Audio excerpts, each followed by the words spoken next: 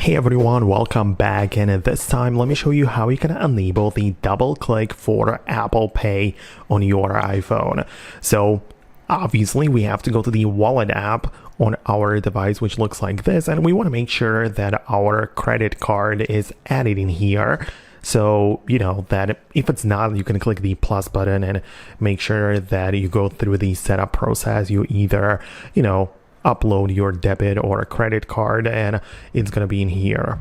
But then in order to actually use the feature when you are in a store or somewhere, you have to go to your settings, then find the Face ID and a passcode section, type in your code to get inside, and make sure that the contactless and payments toggle is enabled, right? So when you do it like this, when you enable it, it means that you will have the ability to double press the side button and essentially pay with your phone. Naturally, you have to have the card added beforehand, but now you'll have the ability to double press the side button like that, and it will get it to work. So I hope it helped.